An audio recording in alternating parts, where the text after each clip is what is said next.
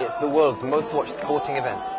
But is the Football World Cup truly a global spectacle? 32 teams will compete at Russia 2018. But the number of teams are not spread out equally among regions. FIFA has decided, however, to increase the tournament to 48 teams by 2026.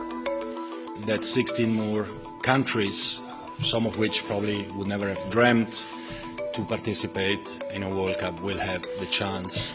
But will an expanded World Cup make things more balanced? Let's see. Right now, Europe has the most guaranteed spots.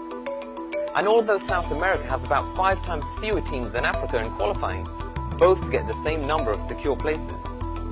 Then the remaining 2 spots are decided by continental playoffs. Under FIFA's current plan, all the continental confederations gain spots once the World Cup is expanded. But Europe and South America will still have disproportionately high quotas compared to the rest. Both continents have the most successful teams. Every World Cup winner has come from them.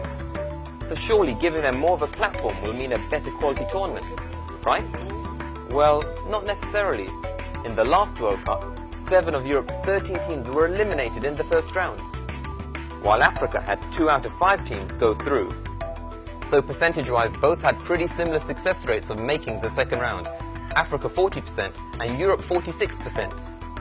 So maybe if there was a more equal spread of teams, we'd see more non-European and South American sides getting further in the competition. So how did Europe and South America get such a disproportional footprint on the World Cup anyway? You have to go back to the first few tournaments to understand. The first edition was in 1930 in Uruguay. It only featured teams from Europe and the Americas. At the time, they had the most developed footballing infrastructures. But after World War II and the collapse of colonial empires, most countries from Africa and Asia started applying for entry. However, that didn't trigger an instant upsurge in slots. Why?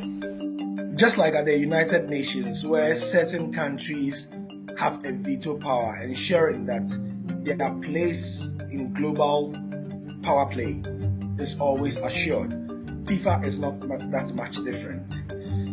Historically, certain countries who call themselves the founding fathers of FIFA have had a say in the biggest and the major decisions. So is FIFA actually committed to levelling out the playing field? Well, there are criticisms that expanding the World Cup isn't really about that. FIFA's current president, Gianni Infantino, is said to have other motives. We all know that there's another reason, and it's this: money. And, 48-team World Cup is going to generate a lot more income.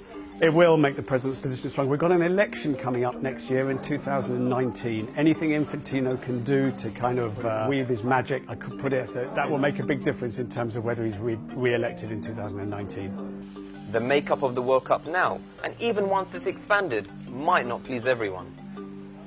But at the very least, with billions around the world expected to tune in for the month-long tournament, there can be little doubt about its global appeal.